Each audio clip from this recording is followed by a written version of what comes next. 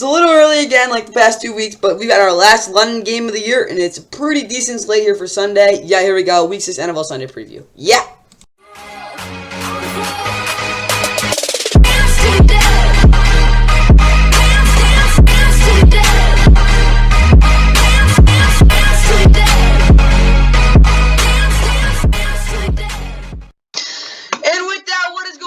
Welcome back to the NFL. Of course, please like and subscribe. I hope you guys enjoyed the NFL Week 6 Sunday preview, of course. Again, coming out a little earlier because, again, we have the London game today, obviously. Again, it is Week 6. We'll get through the bye weeks in a second. But, yeah, NFL Game Day kickoff, of course. The pregame starts at 7 a.m., basically an hour ago. The other pregame show starts right now on Sirius Sports Network. I think they preview all the games that are going to come up on CBS. Sunday NFL Countdown, basically every game is on 10 a.m. Eastern on ESPN. And then the fantasy pregames on Peacock and ESPN2 are both there, too, depending on which service you have. Fox and Fox and Sunday, the Fox doubleheader pregame show, of course, right before the doubleheader they had this week, and then the NFL Today also as well as it's 12 at noon on CBS. This is kind of a mess. Just let me go down a lot all the way, and we're not there yet. We're almost there. Yeah, here we go. Okay. Looking at the buys, we're just going to zoom in there. Buys of this week, we've got the Packers, of course, 2-3, and the Steelers also 3-2. So if you're a fan of those two teams, well, your teams are on a buy. So, yeah, Jordan Love looking to recuperate, obviously. And then, yeah, the Steelers, I don't know what the hell's going on with them, but they somehow are leading the North going into this week. And that's all I got there, guys. Let's start it off with the London game. Last time these two teams played was back in the wildcard round, and Lamar's looking to get even more revenge on the team that knocked them out of the playoffs just 3 years ago. Yep, it's the Ravens and Titans. It's a playoff rematch. They have not met in 3 freaking years.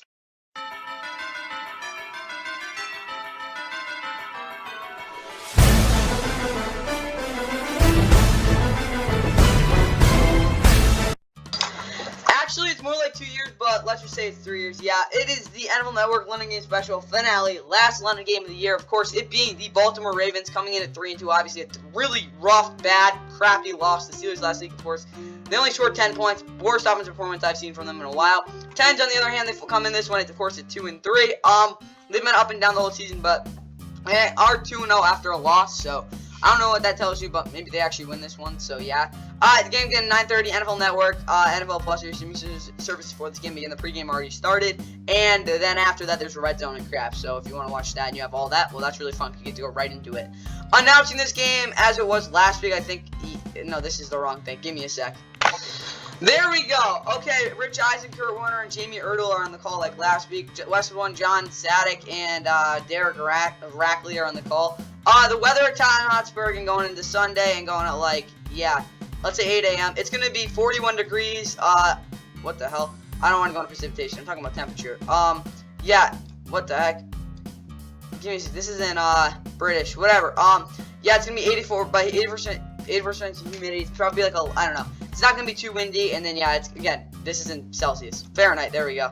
But, yeah, 6 miles per hour wind, 41 degrees. So, it's going to be a little cool for this game, but, yeah. Both these teams, of course, played this a couple years ago. Again, they've had some playoff history in the past. Again, the Titans did have the better hand in the 2 of the last 3 times, so obviously the Ravens got the better of them in that wild card game. But either way, though, those teams have had not much success since then, so see what happens in this one, though. Time for the Ravens starting lineup. Restart, and for the Ravens, the Lamar quarterback, guys, Edwards, Justice Hill in the backfield, Keaton Mitchell, J.K. Dobbins, Tylen Lawless, Malik Cam, what is it called? David Ojabo, Demarion Williams, and Daryl Worley, all on IR. Nick Moore is also out at long-time position. Zay Flowers, Odell Beckham Jr., Rashad Bateman, receiver, Mark Andrews, Isaiah Likely, tight end, Patrick Ricard is their fullback. Ryan Stanley, John Simpson, Tyler Linderbaum, Kevin Zeitler, and Morgan Moses across the offensive line. Justin Matabuke. Michael Pearson, Barrett Washington on the defensive lineman with Odafe Oweh out. You see Tevis Robinson, Kyle Van Noy, and Dave Van Clowney off the edge. Patrick Queen and Roquan Smith are the linebackers with Titus Bowser out. Jay Van Clowney again is also off the edge. Ronald Darby, Brandon Stevens, why did I say that again? Rock Yassin, and Marlon Humphrey at corners. Marcus Williams and Kyle Hamilton at safety. Justin Tucker is their kicker. Jordan Stouts their punter. Devin Duvernay is their return. And Tyler Otts their long snapper. For the Titans, Ryan Tannehill, quarterback Derrick Henry, and Tajay Spears in the backfield. Hassan Haskins, Julius Chestnut, Kyrus Jackson, Mike Brown, and Shaquille Brown are all on IR. DeAndre Hopkins, Nick Westbrook, Chris Moore at receiver. Kyle Phillips is also healthy. Traylon Burks is out for this game. Chizokonko, Trayvon Wesco at tight end with Andre Dillard, Peter Skronsky, Aaron Brewer's out. Is questionable, so we might see Corey Levin as well as Daniel Brunskill and Chris Hubbard. Jeffrey Simmons, Dietar is questionable. Naquan Jones is his backup. Nico Daughtry, Harold Landy III, Arden Keys, Rashad Weaver, Travis Gibbs off the edge. Luke Everett's out. Aziz Al-Shire, Jack Gibbons at linebacker with Sean Murphy punting, Christian Fulton, and Roger McCurry at corner. Kale Farley is out. Kevin Byard and Amani Hooker at safety. Nick Falk is your kicker. Your punter is Ryan Stonehouse. Tajay Spears and Amani Hooker returners with Morgan Cox at the long snapper position. All right, Ravens offensively. You knew I was going to say this. They can't drop the ball, please. Like, again, these receivers, it's really just the receivers. The tight ends are going to drop and pass them once in a while. It's okay, but if you're a receiver, your job is to catch the freaking ball, so do it. Please, just no 2 or less drops.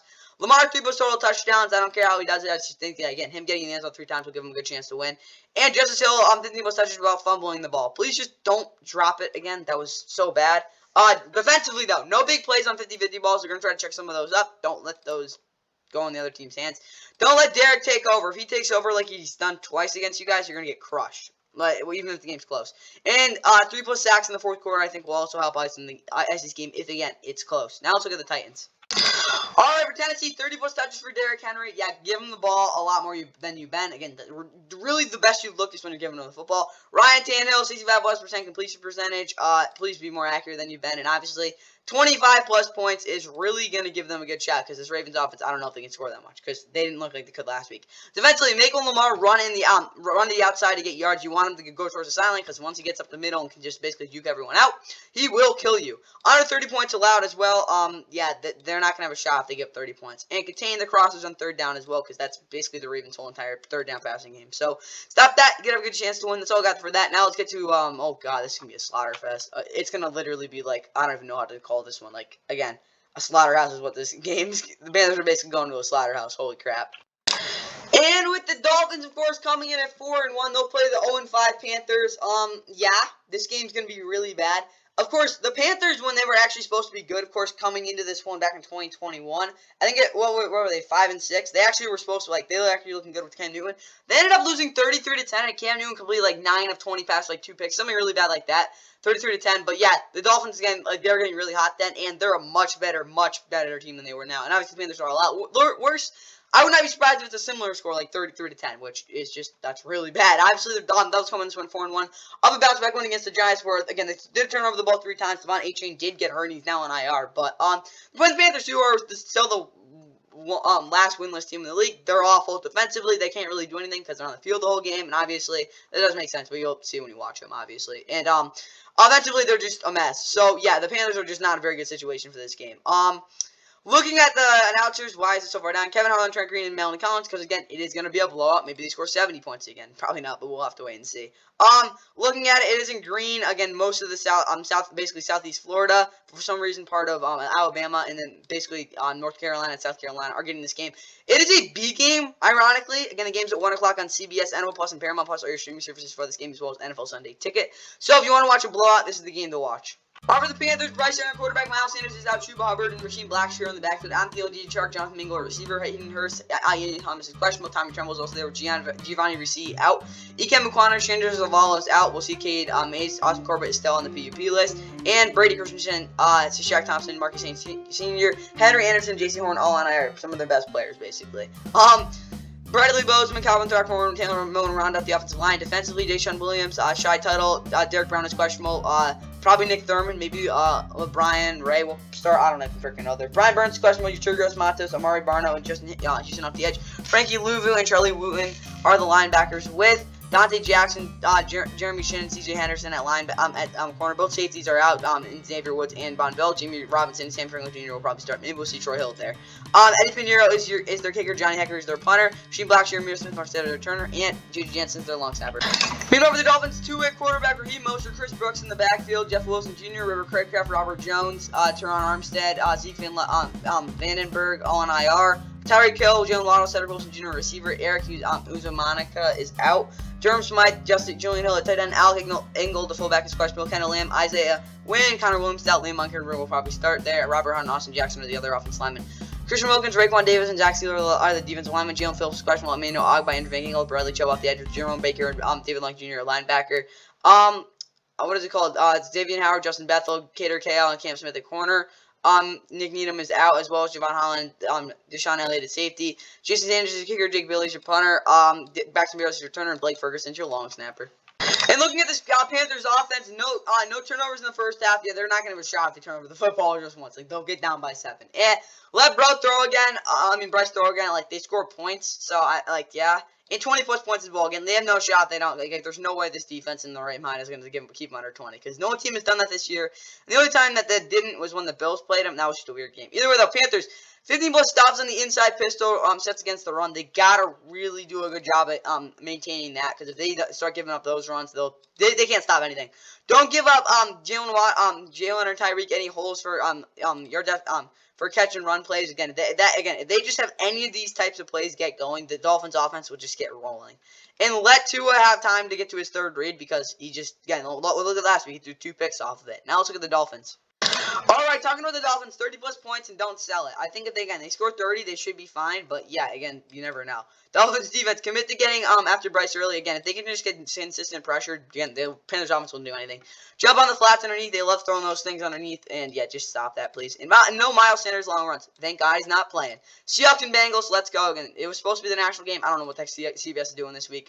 Yeah, let's just get right into it. Oddly enough, CBS actually does not have a national game in the 1 o'clock window. I don't know why, but yeah, they just simply don't. So, yeah, kind of like last week with Fox, but CBS hasn't done it in like 5 years. Either way, though, yeah, the Seahawks and Bengals are going to play this week, obviously. Let's put it this way: the Seahawks, of course, coming off a 3-game winning streak off the bye. They're going to have to play good football though, against this Bengals team because their defense is not. Again, they looked really good against the Giants, but it's the Giants, so I really don't know what to expect from this game, at least from the Bengals offense or the Seahawks defense, because both are very up and coming. Obviously, Joe Burrow looked a lot better last week than he did by far the rest of the season. Seahawks offense should be able to score against the Bengals defense because, yeah, they forced a couple turnovers, but let's be honest, their secondary does not look good right now. And, again, these Seahawks receivers are looking pretty good. So, yeah, with all that in mind, again, these teams played back in 2019. Last time they played, again, a lot of big plays. Seahawks did find a way to win, though, 21-20 in week 1. Of course, that was when the Bengals started 0-11. Either way, though, this game, 1 o'clock on CBS, NFL Plus, Paramount Plus, our streaming services, as well as, I guess, YouTube TV. Looking at the announcers, Ian Eagle, Charles Davis, and Evan Washington. So it is a B game, but again, it is the best game in the 1 o'clock window for CBS. It's in blue. A ton of the countries getting this game, which I guess is good. It's not a national game. It's really confusing. Let me just put it like that. But yeah, a lot of the countries getting this game. You get again, a ton of it. So just keep that in mind. Looking at the weather in Cincinnati. For tomorrow, obviously, wind 10 miles an hour. It's gonna be a little humid, but not too bad. Just basically cloudy. Again, it might be a little raw too, but yeah, pretty again, normal day here in Cincinnati. And for the Seahawks, Geno Smith, the quarterback, Drew Lock is questionable. Kenneth Walker, Zach Charbonnet in the backfield, Kenny McIntosh, G. Eskridge, De'Aaron Young, Abraham Lucas, Mike Morris, Latrell Bumphis, Joshua whatever, and Andrew Whitaker all on IR. DK Metcalf, Tyler Lockett, JSN, a receiver, Noah Fant, Will Dissly, a tight end, Nick DeBelore is the fullback. I forgot about Colby Parkinson because he does play. Charles Cross, Damian Lewis is doubtful, Ben Brown behind him. Evan Brown, Phil Haynes is questionable, Anthony Bradford could start, and Jake Curran is also there. Draymond Jones, Jerron Reed, and Mario Edwards Jr. are the defensive linemen. Brian Moan, Austin Falulu, whatever, is out. Boyle Mafe, Jenna Mosley, Daryl Taylor off the edge. Jordan Brooks, Bobby Wagner at linebacker. Kobe Bryant, Artie Burns are both out. Devon Witherspoon, Michael Jackson, and Trey Brown and Reek Wallen safety corner with Quandre Diggs. Jamal Adams is back healthy and Julian Love at safety. Jason Myers is their kicker. Michael Dixon's their punter. D.J. Dallas is their returner, and Chris Dawes is a long snapper. For the Bengals, Joe Burrow, quarterback, Joe Mixon, Trayvon Williams in the backfield. Chase Brown's also there. T. Higgins is questionable, I think, with like a hip injury, something like that. Mark Chase, Tyler Boyd, and Trent Irwin, a receiver. Charlie Jones, Devin Cochran, Devonsha Maxwell, and yeah, those guys are on IR. Harrison Jr., Drew Sample, tight end. Orlando Brown Jr., Cordell Volson, Ted Karras, Alex Cappa, Jonah Williams across the offensive line. Sam Hubbard, Trey Henderson, Joseph Osai, Cam Sample off the edge. Josh DePlu is at questionable. DJ Reader and VJ Hill are the defensive tackles with Logan Wilson, Pratt, Akeem Davis-Gaither's out, so we will probably see Marcus Bailey. Devin Harper's also questionable. Joey Wusi is questionable. DJ Turner, Mike Hill, and Jalen Davis, and Cam Dillard are the other corners with Dax Hill and Nick Scott at safety. Ed McPherson is your kicker, your punters. Brad Robbins, Trenton Irwin, and Chris Evans are your returners with Cal Adamas doing the long snapping. Alright, Seahawks offensively, Geno has to throw out of his mind in the fourth quarter. I really do think that he has a huge fourth quarter. Basically just shut it again, making all the throws that he's asked to, and again, he's going to probably take another big throw. I do think that that'll probably be the most likely case for them. Going to figure out a way to have a good offense today.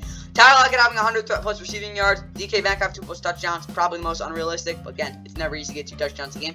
And Ken Walker getting 20 plus carries. Well, again, it's got to be a very balanced, distributed attack. That's how I think they're going to win this one. Defensively, though, don't get cooked by Jamar Chase, whatever happens. I don't know. Put your Rico on, do whatever you need to. Fremont Jones, 3 plus pressures. Again, that seems like something he can definitely do. And under 30 points allowed, which seems like a lot, but like, again, they did it against the Lions, and Bengals are probably not as good as the Lions right now. Now let's talk about the Bengals. Alright, Bengals offensively, Joe Burrow, 30 plus passing attempts. I think that's pretty, like, not unspoken it's going to happen. Joe Mixon over 5 yards per carry. Again, last week was not good, but I think we can get to that. Jamar Chase 10 plus targets, like, there's no way you don't give him that with that happened last week. And put up 35 points. Like, again, statement type of win, you're going to have a really good day. Defensively, 7 plus pressures in the fourth quarter. I really think they can get after Geno Smith. It'll make it really hard for that Seahawks offense to, like, really get anything going in that fourth quarter. Under 140 yards allowed rushing. Again, if they get that gets going, can't let that happen. Again, 124 points allowed. Again, I do think that I think the Bengals offense is able to do that. But we'll have to wait and see. That's all I got for the Bengals. That's all I got for this game. Now let's get to the game that has been dominated by Jacksonville. Now we go down to Duval. The Colts have not gone into Jacksonville and won since 2014. It's been a very, very, very, very, very long time since the Colts have gone into Jacksonville and came out with a win. Again, that's really that's the context coming into this game. Again, yes, it is a battle for first place in the AFC South. Obviously, the Gardner Minshew revenge game, Minshew Mania returns, but honestly, this is probably one of the most interesting games of the week because I really want to see if Minshew Mania can finally break that streak, because it would be kind of ironic that a former Jags quarterback who, again, not as good as Trevor Lawrence, obviously, but again, a former Jags quarterback goes in there and knocks him off. That would be really cool. Again, we'll have to wait and see, though. Again, the Jags are red hot right now. They've coming off 2 big wins in London. Colts, on the other hand, they're kind of bullcrapping their way to wins, but they're still 3-2. I like the ride they're going on. Shane Steichen, I don't know what the hell he's doing, but it's working out. The game's at 1 o'clock at CBS, NFL Plus, and Paramount Plus. Again, are your streaming services for this game. Announcing it, I don't know why the heck it's a C game, but it is. Again, it does have blow-up potential. Spiro Diaz, Adam Archuleta, and Amanda Renner on the call. Looking at the map, it's in whatever the heck you want to call that color. It's actually a good, I wouldn't say a good chunk, but it's like Indiana, Illinois part of there, and obviously, like, this area, whatever the heck you want to call that. So, yeah. There's the context. Oh, wait, shoot, the weather. It's going to be sunny. It's actually a really good, temperature, 72 degrees, but I will say it might be a little windy, so, yeah. But, yeah, this should be an awesome game to watch.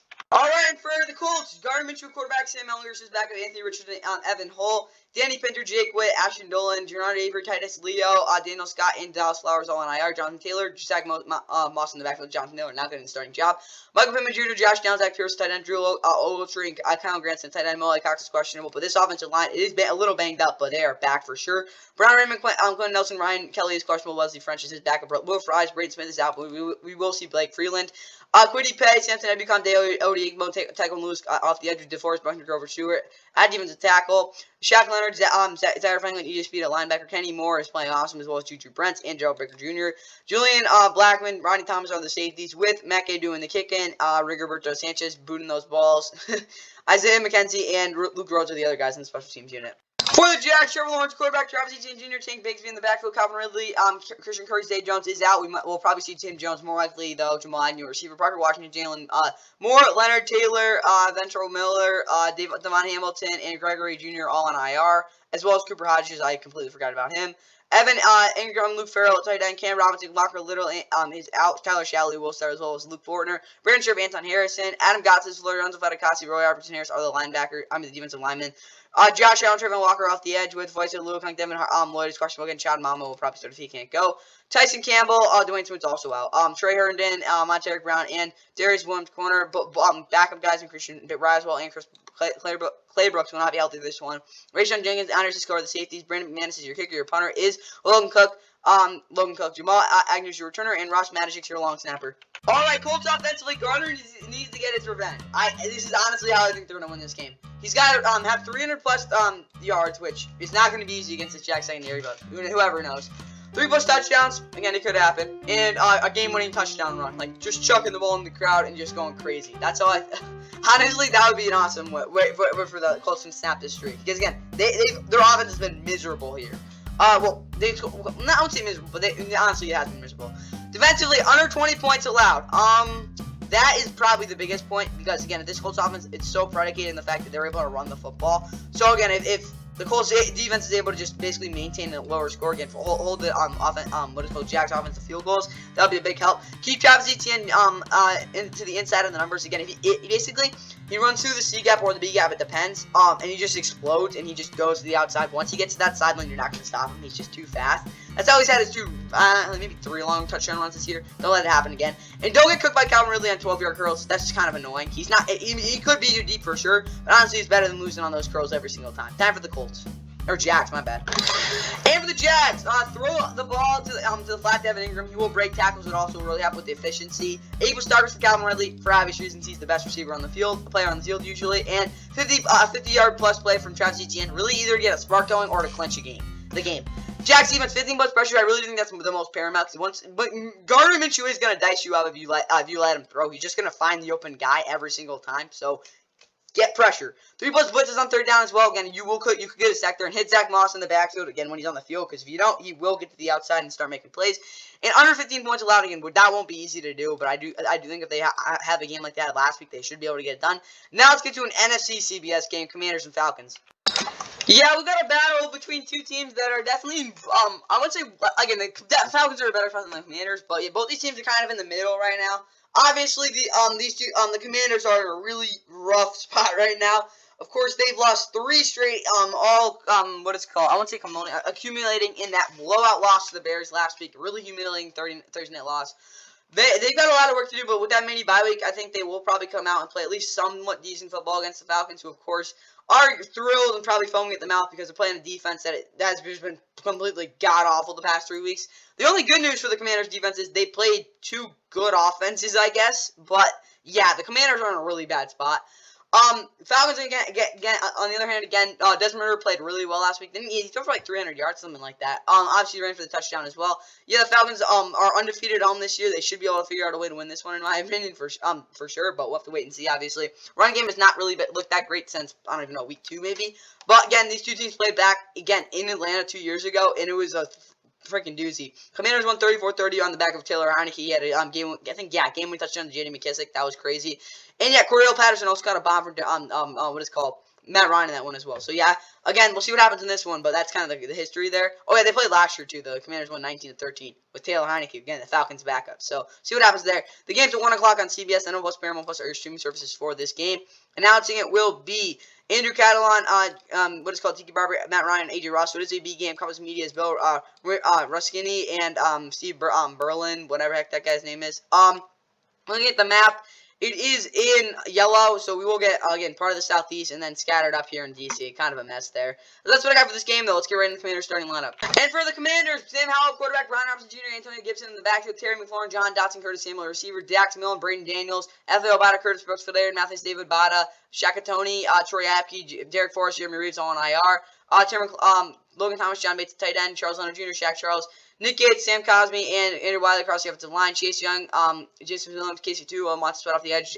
Jonathan Allen and Jerron Payne are the defensive tackles with Clee Hudson, Cody Barton, and Jimmy Davis at linebacker. Kendall Fuller, Christian Holmes, Drew White are both out as well. With, again, Kendall Fuller, Jartavius Martin, Emmanuel Forbes, and Benjamin St. Just at corner. She's at corner with Percy Butler and Cameron Curl at safety. Joey Slides, their kicker. Tressway is their punter. James Crowder, Anthony Gibson are their returners, and Cameron Cheeseman's their long snapper.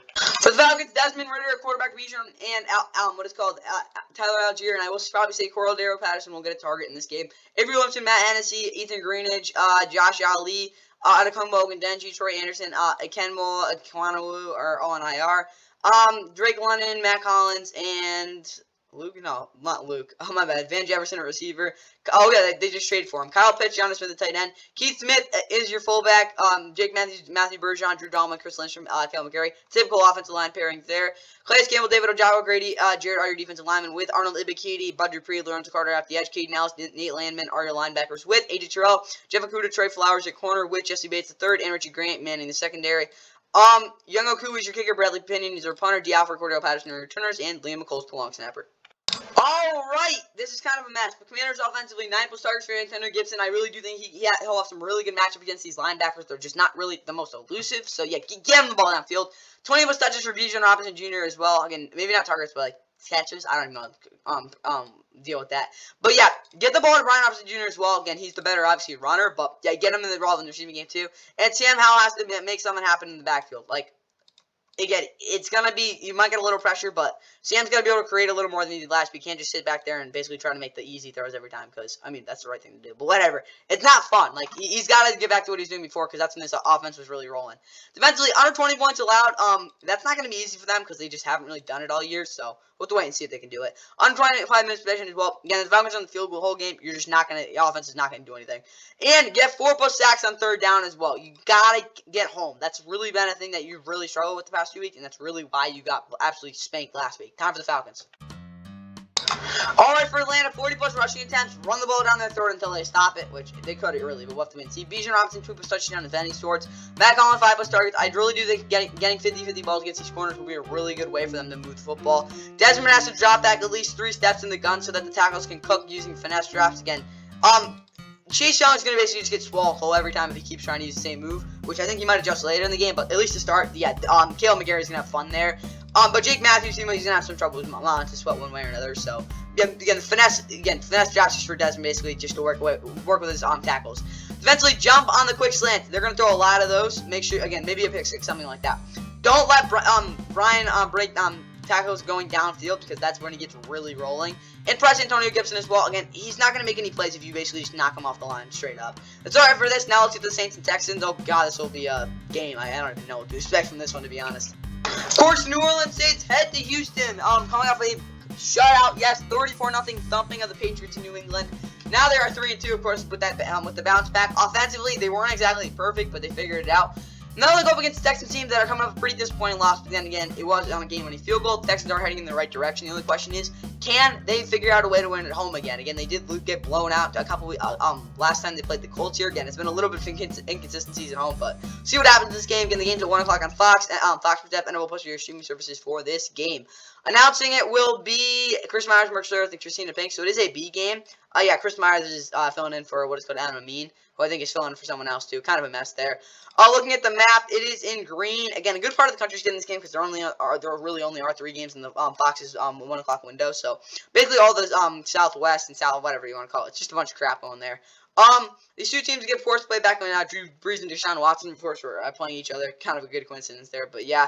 The Saints 130-28, I think. Yeah, it was like Bullets hit a kick the bomb, but yeah, obviously very different teams now as expected. Now let's look at the Saints starting lineup. For the Saints, Derek Carr, of course, is healthy. Jamal Williams, Benjamin, Trey Turner, Payne Turner, Andrew Dowell, all on IR. With Chris Olave, Michael Thomas, Rashichi, receiver. I forgot about Alvin Kamara and Kendrick Miller. What is it called? Juwan Johnson's out tight end. Foster Moreau will start again. Jimmy Graham again. We'll see if he can do stuff. Adam Prentice and Landon Young, two basically movers, are both out. Jared Penning, James Hurst, Eric Pointy, Ruiz, Ryan Ramchick, Rustin line. Andrews Pete is questionable. Why isn't he starting? Like I'm like whatever.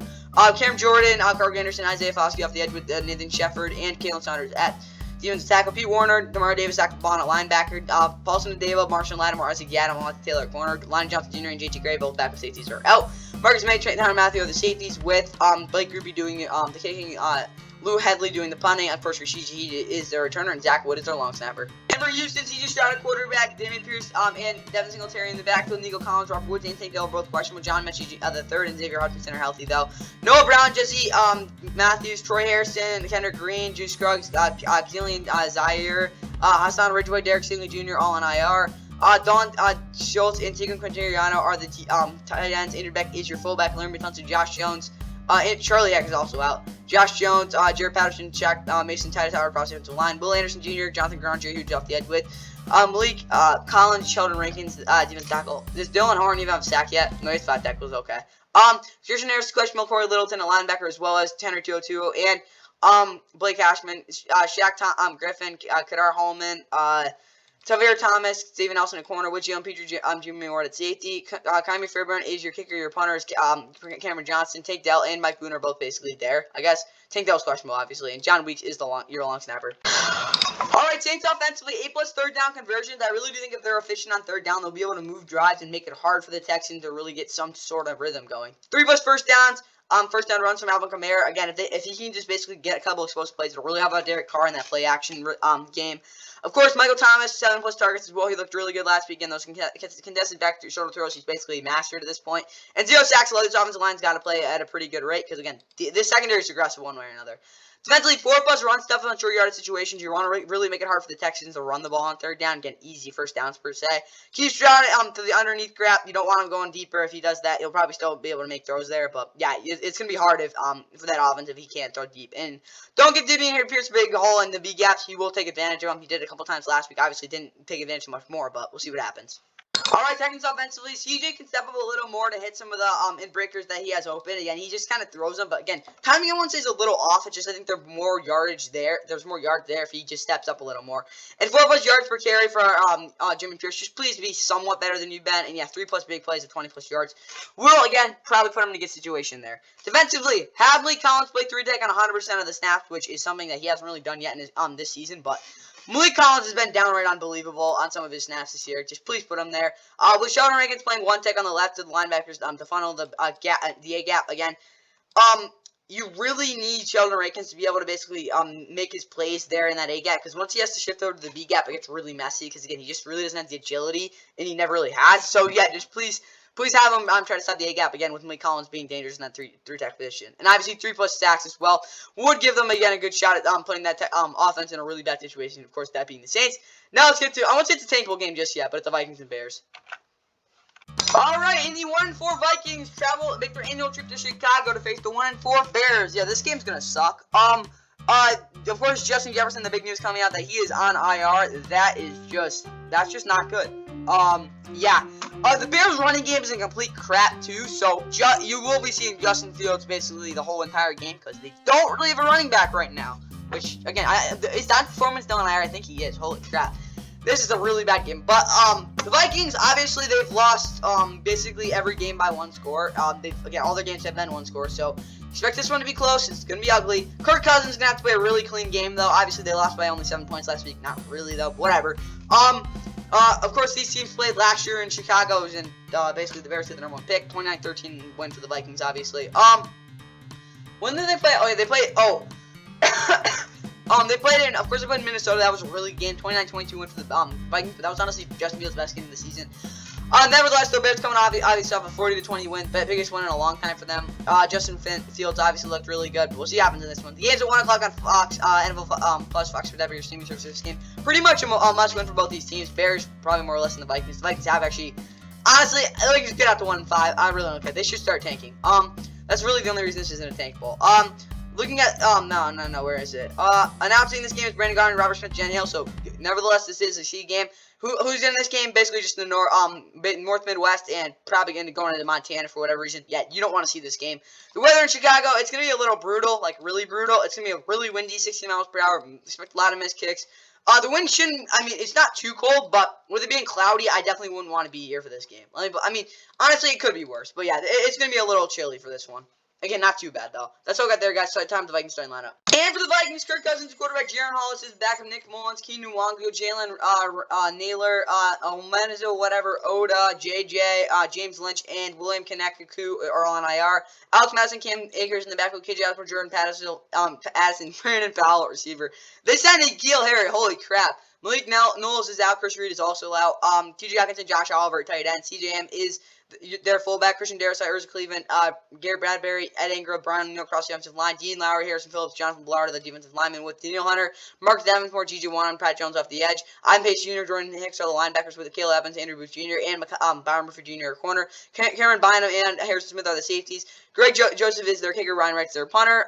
Chad Chandler, Brandon Powell are their turners. Andrew DePolo is their long snapper. All right, for the Bears, Justin Fields, quarterback. Roshan Johnson is out. Dante Foreman, again, is back finally. Darrington Evans, again, won't get carries too. Travis Homer is out as well. Khalil Herbert's on IR. G.J. Moore, Mooney, Tyler Scott, a tight end.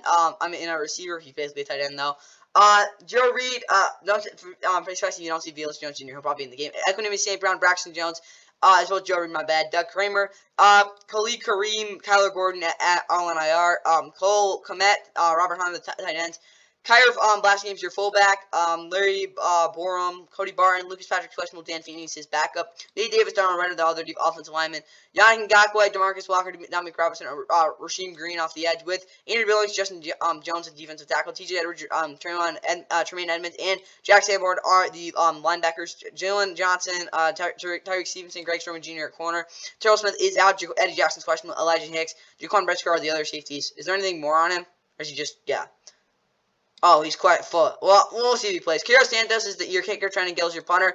Tyler Scott and Trent Taylor your returners, and Patrick Shields your long snapper. Again, Khalil Herbert's on IR. Right, Vikings offensively, 30-plus rush attempts in the second half. Please, you got to run again. The reason I say this is because I do think they could get up. But they're not going to really have any time. I think they closed this one if they can't really run the football. So, but I really think they can take it to the Bears if they start running the ball more. Kirk under 30 pass attempts as well, which it doesn't seem like that's good, but you'll see when you watch the game. Like, again, if they can just run the ball down this Bears defense, they'll have a good shot at winning this one. T.J. Hockenson over 150 receiving yards, which is absolutely bananas, but I really do think if Kirk just throws to T.J. Hockenson underneath, he's, again, physical tight end there, and they're able to run the ball well. I do think it'll take air out of the football a lot. Vikings defense, Byron Murphy on DJ Moore. Please, he looked good last week. Just do the same thing. Force the Bears to run the football. That's really the one thing you want them to do. And take away Justin Fields' first two reads free snap. He'll probably still throw it, which means they can take advantage of it. But whatever happens, make sure DJ Moore can get the ball in as well as Cole Komet. Now let's look at the Bears. All right, for Chicago, Justin Fields, 10-plus rushing attempts. This is why the Vikings don't want to play the Bears. That's why. Like, again, Justin Fields running the football. Figure out how to get the run game in a positive flow. Again, I know they don't really have any running backs, but just figure it out. DJ Moore, 10-plus targets, get him the football. He looked, again, awesome last week. Justin Fields has to get to his third read in 2 seconds. Again, rip through those reads.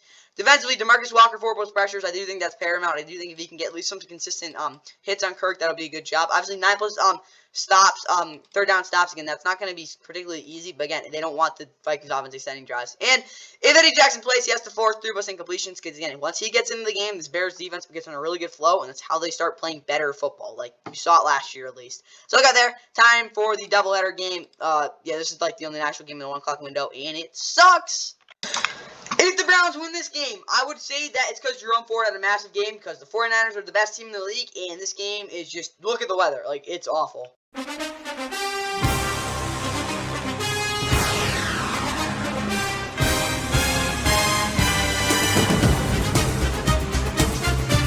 Yep, it is a Fox doubleheader here in Week 6, and the Game 1 is not very promising. We've got the 5-0 Niners against the 2-2 Browns.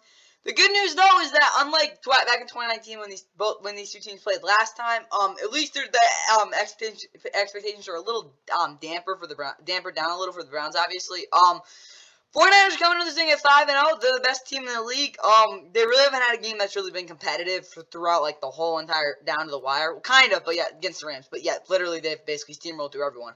Browns on the other hand coming this one at 2-2. Obviously, Deshaun Watson is out. If you didn't see that, so yeah, they kind of really don't have a chance. But we'll see what happens. Again, defensively they're gonna play out of their freaking minds. They want to get shot. But yeah, really tough stretch here for the Browns. The game's at 1 o'clock again on Fox. Fox Sports App, NFL Plus. Other crap are streaming services for this game. Again, after there will be a game break after as well. So like, if you're just standing tuned for that, just yeah. Ironically, Fox's #1 teams in the call is Kevin Burkhardt, Greg Olsen, Aaron Andrews, and Tom Rinaldi. Don't ask me why they're not calling the Lions and Bucs game, but I guess they're not. ESPN, Steve Levy, Max Starks are on the call. The map, it is in red. It's basically, again, a lot of the country's getting this game as expected. That's why Kevin Burkhardt, Greg Olsen are getting this game. The weather in Cleveland, it's going to be pretty terrible. It's going to be a lot of wind. It's going to be pretty humid. It's going to not be very hot. It's going to be pretty cold. Not too cold, though. And it's going to be raining the whole game. So, yeah, this is just a complete dumpster of a game, and I would not be surprised if the 49ers shut them out. Because if the Ravens defense gives up 3 points, yeah, the 49ers should be able to shut them out. That's great. Okay, either way, Brock Purdy, quarterback, Christian McCaffrey in the backfield, Elijah Mitchell's questionable, Jordan Mason, again, will probably get some carries as well. Debo, Brandon Ayuk, Jawan Jennings, the receiver, Danny Gray, Robert Beal Jr., Samuel Womack III, all on IR, George Kittle, Charlie Warner, the tight ends, Kyle Juszczyk at fullback, Trent Williams, Aaron Banks, Jake Brendel, Spencer Burford, and Cole Mavakevich across the offensive line, Cleveland Farrell, Nick Bosa, Granny Gregory, first guy they traded for, and Drake Jackson off the edge. Drake Law is questionable. I forgot about Javon Hargrave and Eric Armstead. Either way, though, D.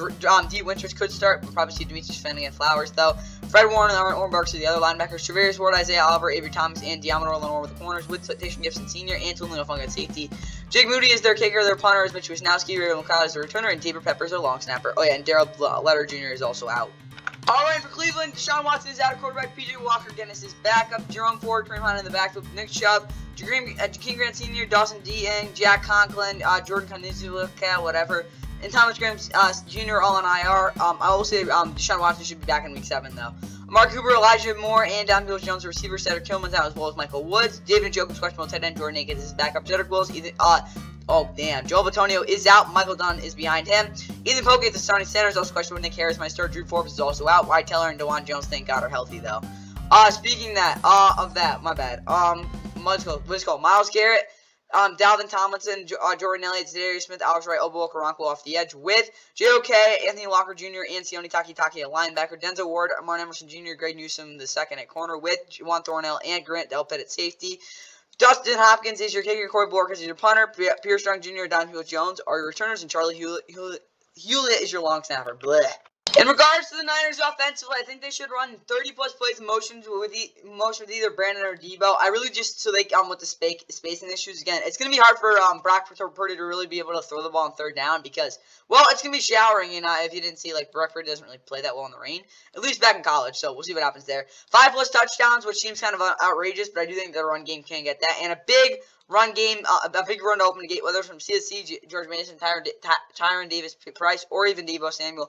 I just want to see a big run to open the game, like they did back in 2019, because they can do that. They should be an easy down the rest of the game. Defensively, under 40% third down against. I think that should be pretty easy. Just the fact they can't really give any big third downs, because like you're playing a quarterback that just isn't going to hit you. Like that would really be a big killer there. Under 300 total yards allowed as well. I think that's definitely something they can get down. Like, it's really the running game they have to worry about. And Drake Jackson's 1+ sacks as well. I think will be a big part of them winning this football game. Now let's look at the Browns. All right, Browns offensively, the O-line is gonna have to be downright unbelievable if you're gonna keep up. Obviously, it's the rain will help neutralize it, yes, but Joe Bitonio being out basically just screws up their whole entire pass protection unit because he's like the bones of that, and obviously yeah, the run game also kind of goes through him too. Well, more or less Wyatt Teller too. So that really sucks. He's out. 250+ rushing yards, which is not going to be easy to do, but Dorian Thompson-Robinson's going to have to run it out of his mind, as well as, again, it's a quarterback position. And the receivers are going to have to win 50-50 balls. Like, I really do think Dorian's not going to make the best throws. They got to bail him out a couple times. And defensively, 5+ sacks, I really actually think that is a little more achievable, but they're going to have to get a lot of pressure on Brock. The secondary has to be super aggressive, too. I really think the only way they're going to be able to help this offense move the football is by, again, being really aggressive, at least at corner. And 60+% pressure rate as well. Again, this defense is going to have to play, like, again, up front, they got to be very disruptive. And then the corners, again, if they get burned once in a while, it's okay if they can just force those turnovers. That's all for that. And this is just, like, the worst national game. This is just an atrocity, like, for CBS. Like, what the hell are we doing, guys? Bro, both these teams suck. I get it's the Josh McDaniels revenge game, and it's like with, what is it called, Jacoby Myers and stuff, a rematch, but, like, both these teams suck. Like, what are we doing, CBS?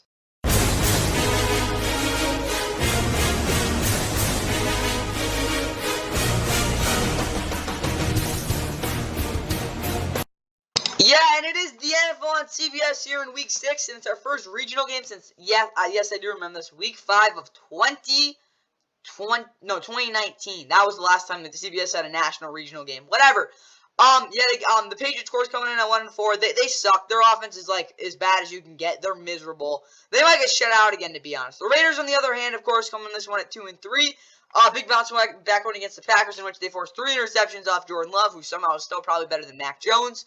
Yeah, the Raiders again. They did lose 3 straight prior to that, but at least like they've won a couple games. But yeah, in context of this game though, of course back in Week 15 of last year, I think it was Patriots. Yeah, the Patriots and Raiders played in Week 15. It was a crucial game. Patriots came in that one at 7-6. Raiders were holding on to their playoff lives at 5-8. Obviously, both these teams didn't make the playoffs at the end of the year, but Patriots, of course, used to last year at least. Their number 1 receiver was Jacoby Myers. He decided on a lateral again. It was 24-24. It was gonna go to overtime, and obviously, Jacoby thought it was a good idea to just chuck it across the field to Ramondre Stevenson again. Mac Jones, my bad, backwards, because again, he could just chuck it back downfield. And Chandler Jones, who of course is no longer a Raider, and we're not gonna get into that. He probably is gonna go to a mental hospital, something like that, though. He absolutely pancakes Mac Jones, and yeah, the Raiders went at 30-24 on that play. So. Kind of that's what I got for you guys setting this thing up. Again, the game's at 4:05 on CBS, Animal Plus, Paramount Plus, our streaming services for this game. Announcing it will be Jim Nantz, Tony Romo, and Tracy Wolfson. Again, for whatever the heck of the reason, I think Jim Nantz might just fall asleep by halftime. Sports US Radio, Larry Kahn and Doug Plank. And looking at the, map, it is in red. Again, Northeast. There are parts of the country that are getting this game, but definitely the Seattle and Cincinnati game will definitely be a lot more exciting than this one. So, I mean, that's good, but like, yeah, Jacoby Myers' revenge, and Josh McDaniels' revenge game. Let's look at the Patriots. And for the Patriots, Mac Jones, the quarterback, Ramondre Stevenson, Zeke Elliott are both healthy. Devontae Parker, Juju Smith-Schuster, and DeMar Douglas are both out. But Kendrick Bourne, Keyshawn Booty, and Franklin Thorne again is questionable. Our receiver, Trey Nixon, Tyrone Wheatley Jr., Daniel Akulele, whatever the heck his name is, Matt Judon, Marcus Jones, Christian Gonzalez, Jack Jones are all on, and Raekwon McMillan and Therese Hall are all on IR. Hunter Henry, Micah Gesicki, tight end. Trent Brown is questionable. Calvin Anderson is backup. Cole Strange is out. We will see Atani Mafi start again. Again, this offensive line not only there's a lot of reasons why they suck. At least this year. One of them again is their offensive line coach. He just doesn't really motivate these guys well, and also again they're battered with injuries. Riley Reef is out for this one, so Vidarian Lowe will start, who has no business starting. Sidney Stoll probably gets a playing time as well, with Mike Onwenu being questionable. David Andrews at least is still at center. DJ Wise Jr., DeLawrence Guy are both healthy, but Christian Barmore, Devon Gotcha, the 2 defensive tackles are both questionable. Jermaine Farms Jr., I'm going to say he's not going to play, but you never know. Keon White will get some playing time, though. Marty Mapu, Josh Uche is questionable, Chris Board, and Irfan Jenkins off the edge, so there's a chance they don't have a guy there, of course, off the edge. Trey Flowers is also out. Juwan Bentley, Jelani Tavai are the linebackers, with Jonathan Jones and Sean Wade both being questionable. J.C. Jackson, Miles Bryant, and Amir Speed will probably be projected to start. Cody Davis is out. Kyle Duggar is also questionable. Jalen Mills and Adrian Phillips with the other safety scores with Jabril Peppers. Chad Ryland is their kicker. Bryce Behringer is their punter. Miles Bryant, Tom Montgomery are the returners, with Joe Cardona doing the long snapping. For the Raiders, Jimmy G at quarterback, Josh Jacobs, Amir Abdul in the backfield, as well as Amir White, Devontae Adams, Jacoby Myers, of course, yeah, the rematch game. Hunter Renfrow at receiver, Michael Mayer, Austin Hooper, tight end. Michael Mayer is finally the starter. Yeah, he hasn't really done anything just yet. Jakob Johnson's your fullback, Colin Miller, Dylan Parham, Andrew James, Greg Van Roten, and Jermaine Alumar off the edge. Across the offensive line, Justin Herron is out. Dolan Wagner is on IR, as well as Curtis Bolin, Darian Butler, and Brandon Faison. Max Crosby, Malcolm Kuntz off the edge. Terry Wilson's also there. Jerry Tiller, the long ankles of the defensive tackles. Devon Diablo, Robert Spillane, and Isaac Rochelle, linebacker. Luke Masterson is also there. Nate Hobbs is out. Corey Bennett is questionable. Tyler Hall, Emmy Robertson, David Long Jr., Marcus Peters at corner, with Trayvon Moore and Marcus Epps at safety. Daniel Carlson's your kicker, Agent Cole's your punter, Jander Carter's your returner, and Jacob Bombmore's your long snapper. Alright, for New England, actually score more than 3 damn points. I mean, there's nothing else around it. The Patriots are not going to win this game if they score 3 points again. Their offense has been, just so bad this year, and, yeah, just please score more than 3 damn points. Even if it's not a touchdown, just do more than that. Defensively, Josh usually 5 with split pressures. Even if he's injured, they don't really have anyone else healthy, so, he's got to go out there. Heavy lows to the strong side against 12 personnel run packages. Yeah, this is something they really have struggled with the past 2 weeks, and the way that the Raiders are going to run the football is using, again, they're going to run a lot of 12 personnel with Austin Hooper and Michael Mayer to this to the strong side of the field. They got to really load up on that side. Let me say at least 6 guys to fit those runs. Juwan Bentley has to 10 plus tackles. He's really got to step up. Kyle Duggar is not playing, so yeah, Now let's look at the Raiders. No, he might be playing. But yeah, if he can't play, 5+ sacks defended. And for the Raiders, Josh Jacobs, 30+ touches. Feed him the ball, feed him the ball, feed him the ball. He will make plays. Devontae Adams, 3+ shots off play action, get on the ball there. They don't really have a guy to cover him. And 20+ points, I think, is probably the biggest thing because if they do that, I don't see the Patriots scoring that many. Raiders defense, 8+ sacks. That seems like a lot, but you'll trust me, you'll see it. And get a shutout to get back to 500. Again, it's really the 8+ sacks that I want to see, which is just absolutely ludicrous. But the way this Patriots offensive line is playing, and again, their secondary, the way they've been playing, at least the past 2 weeks at least, I do think that this Raiders defense can get a lot of pressure. Again, Tyree Wilson, I really do think has some really good matchup against like the Valerian Lowe, and even on the inside and 3-tech against, what the heck is it, Tony Mafi. Again, Max Crosby and Tyree Wilson will feast on those power rushes there. Now let's get to the Lions and what is called Bucs. Yeah, so obviously the Lions and Bucs have not played in Tampa for 6 years. Yeah, I just figured that out. Lions, of course, won that one 24-21. Actually, last time they were actually like, I mean, last year they were good, but like the last time they were good. So yeah. But of course they played back in 2020. They really haven't met like at all over the past couple of years. But either way though. Oh no, wait, they met. Okay, the last 2 times they played were both in Detroit. The Bucs blew them out in both games. They won 30-17 in 2019, and then they won 47-7. Where they were 40-0 at halftime.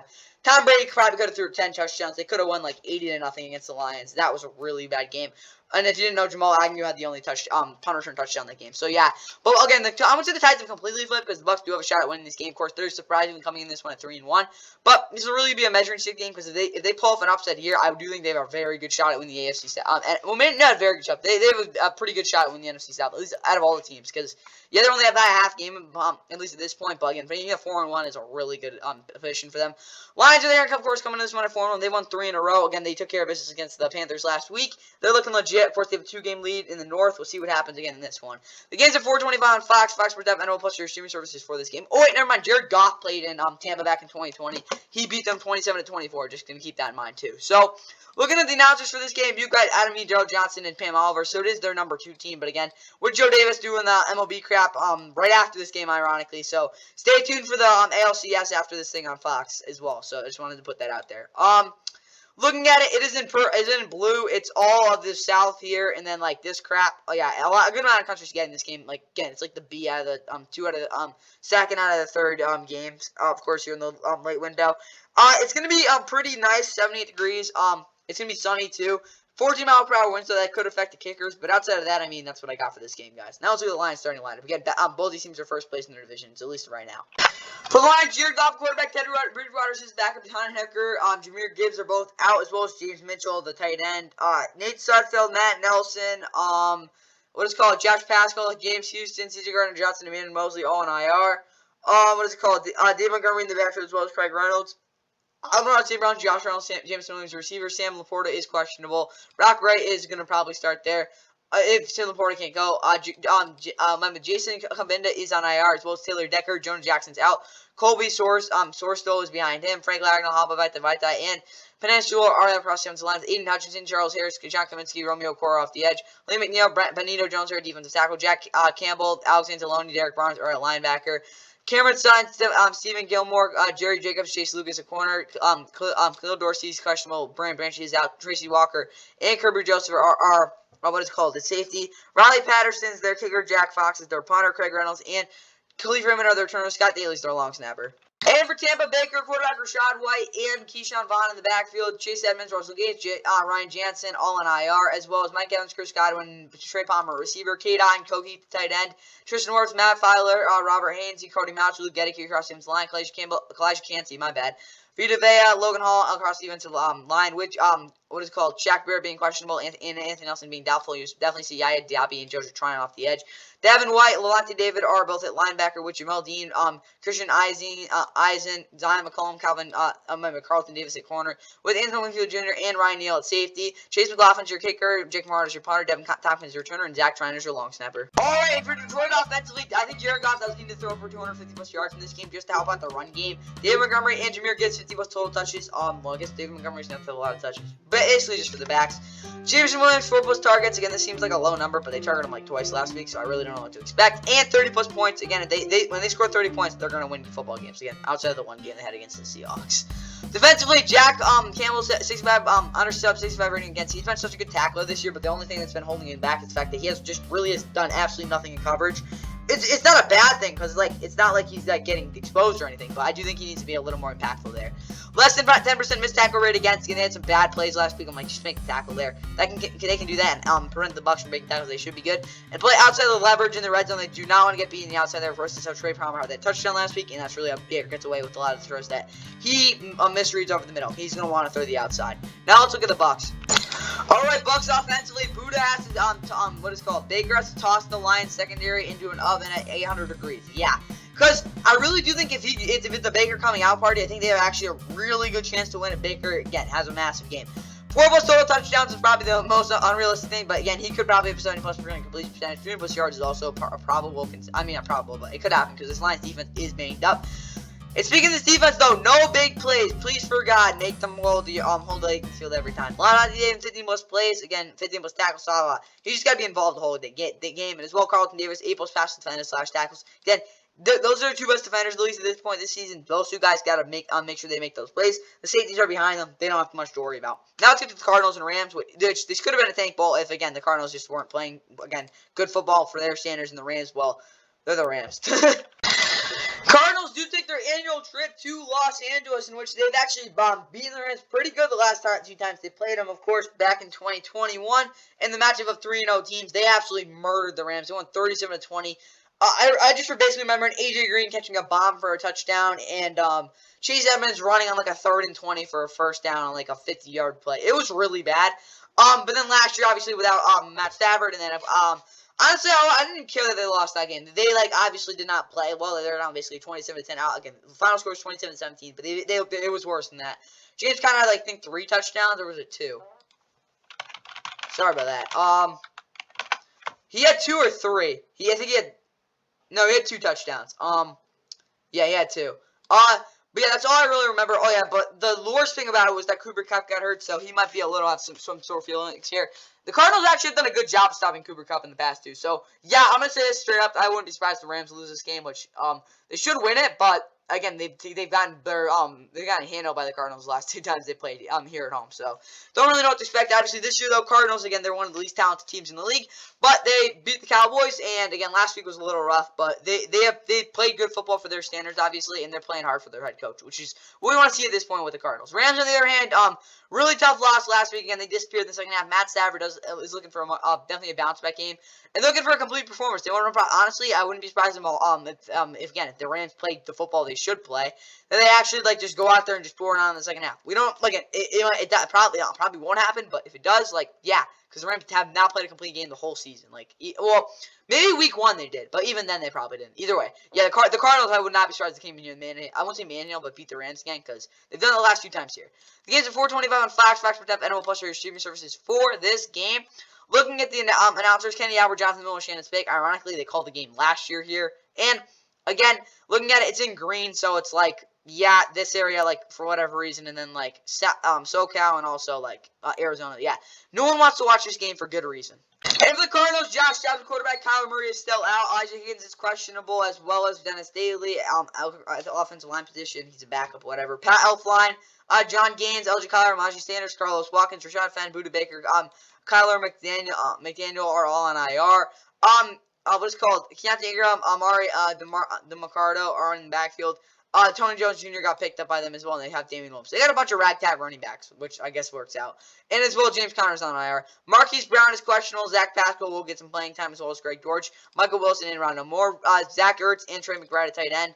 Dijon Breeze, Elijah Wilkinson, Elijah Furlow, Hernandez, and Paris Johnson Jr. go across a really successful offensive line, at least so far this year. Zayvon Collins, Leaky Fodu, Kevin Strong, Dante Stills, and Cameron Thomas across the basically the edge rushing group, whatever. Jonathan Ledbetter is questionable. Roy Lopez could start. Leaky Fotu is also there. Josh Woods is questionable. Linebacker, you will probably see Chris Barnes. What is it called? Kaiser White and Dennis Gardick are also there. Jesse Lakuda is questionable. Antonio Hamilton Sr., Kitero Clark, Marco Wilson at corner, as well as Sterling Thomas the fifth. Garrett Williams is out. Galen Thompson, the starting free safety, strong safety, is out. Trez White Knight could start, and then as well as Kayvon Wallace. Matt Prater is their kicker. Their punters Blake Gillikin, Greg Gorge is the returner, and Aaron Brewer is their long snapper. For the Rams, Matt Stafford, quarterback Stetson Bennett is out. Kyron Williams, Ronnie Rivers in the backfield, Cooper Kupp, Puka, Tutu Atwell receiver, as well as Ben Skoranek will get some time as well. Tyler Higbee, Bryson Hopkins, tight end, Alec Jackson, Steve Avila, Brian Allen, Joe Newcomb, questionable, Kevin Dotson will start. If he can't go, and Rob Hayden center across the defensive line. Jordan Williams, Kobe Turner, and Donald across the defensive line. Larry Murchison is questionable. Byron Young, Michael White, Jackson Luckenberg, and Nick Hampton off the edge. Ernest Brown is questionable. Troy Reader behind him, as well as Christian Roseboom. Jaren Kendrick, Kel Witherspoon, Kobe Durant, Duke Shelley at corner. Jason Taylor's on IR, as well as Bobby Brown and Hunter Long. Jordan Fuller, Russ East are the safeties. Brent Maher is your kicker. Your punter is Ethan Evans. Austin Trammell, Kyron Williams are the returners, and Alex Ward is the long snapper. In regards to the Cardinals offensively, everyone is hurt outside of their offensive line. But yeah, again, they have a pretty banged up running back. It's really running backs. But you'll still find a way to run the ball really well. Again, you've done it the last 2 times. And hit Rondale Moore for a couple of big plays, too. Whether it's in the run game or something, again, Josh Jepps just got to find a way to get him the ball. Defensively, force Matt to throw the ball underneath. He's not going to want to, but that's really how I do think they're going to be able to have success against this Rams passing game. Double Cooper Kupp for obvious reasons. Like, you've been able to bracket him really well in the past, and he hasn't really done too much against you, at least in the past 2 years. And don't give Puka a good release. If he gets a good release, you're not going to be able to stop him, because if you're not going to be able to cover him, you're definitely not going to be able to cover Cooper Kupp too. So look at there. Now let's look at the Rams. All right, Rams offensively, Cooper Kupp and Puka 20+ targets. Run whatever sort of combinations you need to get those guys into space. They're deadly. 7+ rush attempts for Kyron Williams as well. Again, that's really the play action stuff as well. It's the fact that they really have not. They can run the Cardinals' run defense is not that good. And 7+ points in the second half. Again, they haven't really done anything in the second half this year. That's what I want to see. I mean, outside of week 1. Rams defense, Aaron Donald 8+ pressures and 2+ sacks. I really do think he needs to get back in that groove we saw in the first 2 weeks. Byron Young 6+ pressures. Again, that is not going to be easy for him, but he's been able to disrupt it somewhat of a consistent rate. Kel Witherspoon making it the 4th straight week of the turnover. That could happen. And don't give up over 25 points, because then again that's when the Rams get a little pass happy, and that's not really what you want to see with that offense. So okay, for this game, now let's get to America's Game of the Week. The Eagles are 12-0 all time against the Jets. Can they make it that lucky number 13? Well, let's see, because it's in MetLife.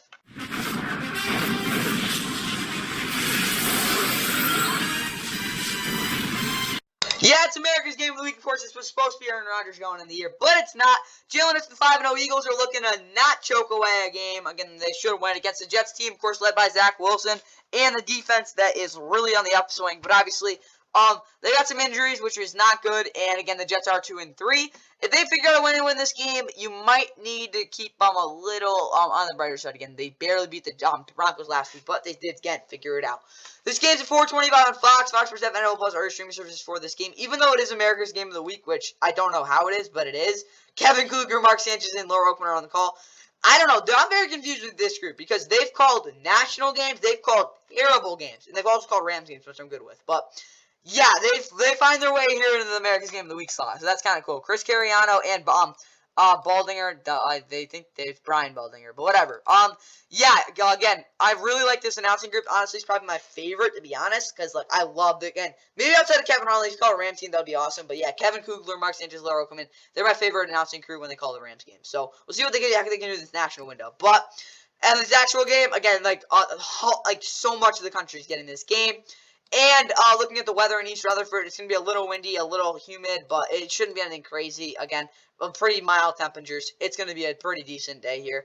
As well as the fact that, obviously, the Eagles have never lost to the Jets. Last time they came here, they won 33-18 in a pretty dominant showing, of course. Behind Gardner Minshew, of course, will be starting against the Jags today. So, just with all that in mind, let's get in the Eagles starting lineup.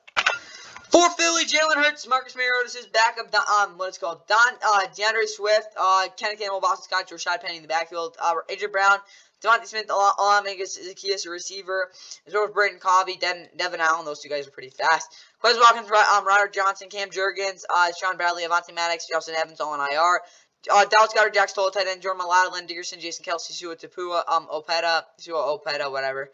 Opeta, I don't even know how to pronounce that. Lane Johnson, Johnson line, Brandon Graham, Jordan Davis, Derek Barnett, Fletcher Cox, Josh Sweat off the edge. Jalen Carter's also out. Again, Hassan Reich, Nolan Smith also do some crap there. Marlon Tapuatu is also questionable. Like Nicholas Moreau, Zach Cunningham are the linebackers with James Bradbury, Josh Jobe, Bradley Roby at corner. Darius Slay is out. Sidney Brown is questionable. Terrell Edmonds, Drew Blankenship are at safety. With Jake Elliott doing the kicking, Brandon Mann is the punter, and Brendan Cobbie, Boston Scott are the returners. Rick Lovato is the long snapper. For the Jets, Zach Wilson, the quarterback. Breece Hall is in Dalvin Cook in the backfield. Aaron Rodgers, Kenny Yoboa, Dwayne Brown, Elijah Vera Tucker, Afedi Odeyingbo, Bradley and Hassan Narisline, Malik Hall, and Chuck Clark all on IR. Garrett Wilson, Alan Lazard, Randall Cunningham, a receiver. Xavier Gibson is questionable. Tyler Conklin, C.D. Uzama at tight end.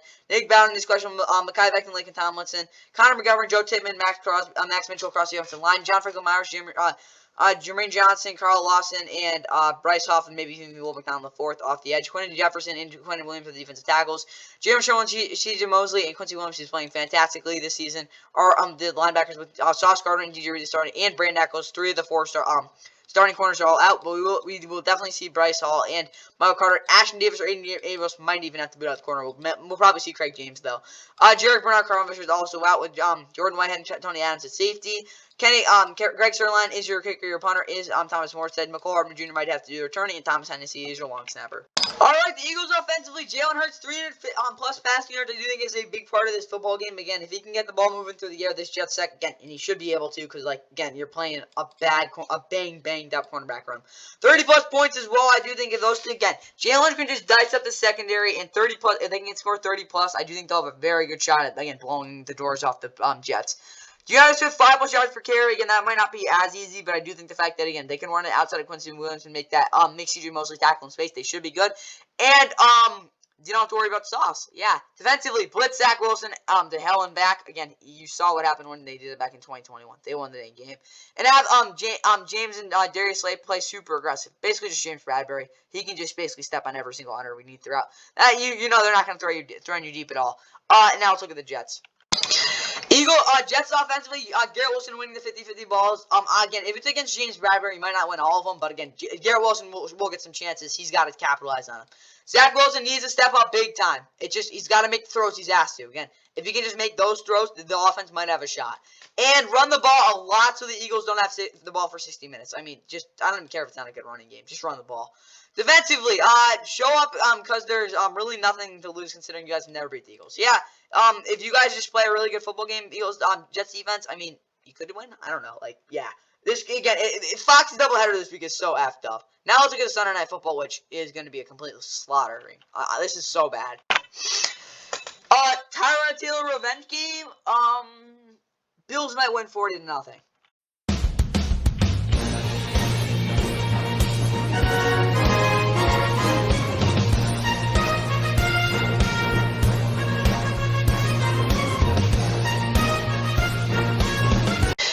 Sunday Night Football brings a battle of New York, but not really. It's the Jets are from not the Jets. The Giants are, of course, in New Jersey. So technically, it's a battle of NFL imperialism. Yeah, the Giants are in a really rough spot going into this game against the Bills. Of course, coming out of London angry. Obviously, they have a really banged up roster. They're in a little bit of a really tough spot too.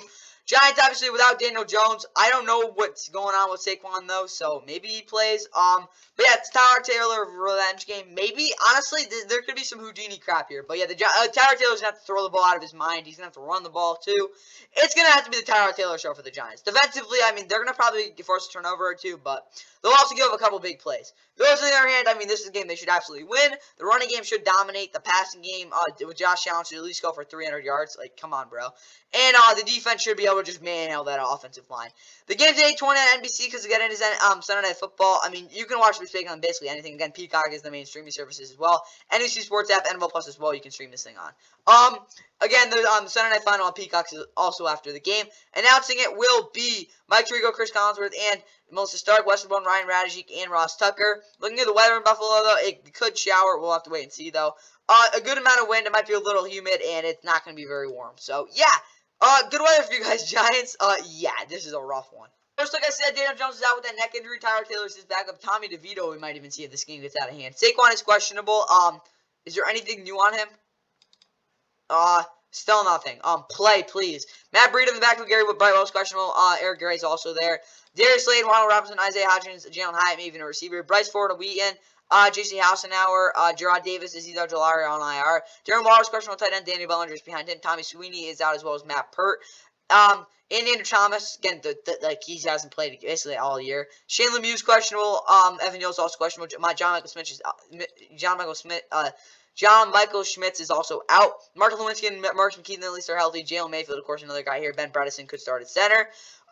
What is called Ashawn Robinson, Dexter Lawrence, Leonard Williams, of course, are all healthy though. DJ Davidson's questionable. Kayvon Thibodeau, Jihad Ward, Boogie Basham off the edge with what is called Bobby Okereke. Mikey McFadden is questionable. We definitely will see Isaiah Simmons anyway though. Trey Hawkins III, or Adoree Jackson, Deontay Banks, and Cordell Flott at corner. Aaron Robinson is out as well as Jason Pinnock and Jim McKinney at safety. Graham Gnosher is their kicker. Jamie Gillen's their punter. Garrett Barrow is, of course, questionable. Eric Gray and Casey Creditor are the returners and the long snapper. All right, for the Bills, Josh Allen, quarterback. Kyle Allen's his backup. James Cook, Latavius Murray, and Damien Harris in the backfield. The He-Mines is out as well as Justin Shorter, Tommy Doyle, Zach Davidson, Matt Milano, Tre'Davious White, DaQuan Jones on IR. As well as, Stephon Diggs, Gabe Davis, Khalil Shakir, receiver, Dawson Knox, Colin Kate, the starting tight ends are both questionable. We could see Quentin Morris start. Reggie Gilliam is your fullback. Deion Dawkins, David Edwards, Mitch Morse, Cyrus Torrance, Spencer Brown across the offensive line. Gregory Rousseau, Von Miller, Leonard Floyd, AJ Epenesa off the edge with Ed Oliver, Tim Settle, and Jordan Phillips across the at defensive tackle.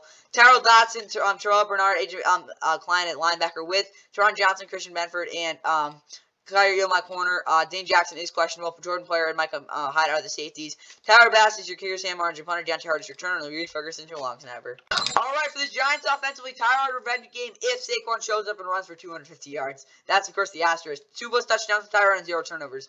Again, if they can at least score some points, but they haven't been able to the past couple of weeks, and they don't turn over the football, who knows what could happen. Defensively, well, don't let Stephon Diggs get deep. He did that last week against the Jags secondary. I definitely expect him to do it again. But, yeah, at least try to prevent it.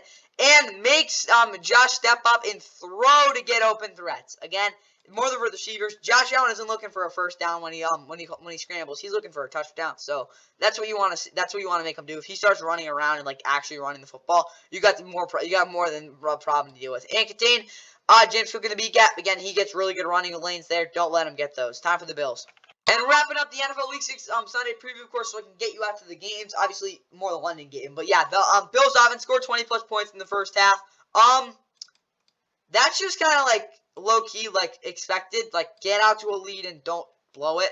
Josh Allen, 0 turnovers. Again, that might not be easy, but you never know. And the O-line has to keep Josh Allen clean again as well. You look at him last week, a lot of his throws were from out-platform crap. Just make sure he has a clean pocket when you're taking those throws. Defensively, get after Tyrod. He's again, former quarterback. I think a lot of those guys want to sack him. Stuff the run. That's more for Sean McDermott. And force 2+ turnovers. Again, that's low-key should happen. And then with all that, that's all I got for the NFL Week 6 Sunday preview. Hope you guys enjoyed. Here's a little snippet to send you guys into the first London game, of course, that being the Ravens and Titans. It's a play fake. Minshew taking a deep shot for Goddard. He's open. He's got it. And he's got a touchdown. Dallas Goddard, what a drive. A 36-yard score. And Minshew all fired up with his first touchdown pass as an Eagle. Why not take a shot on 2nd and 1? You figure you can pick it up running the ball if you don't get a completion here. And once again, C.J. Mosley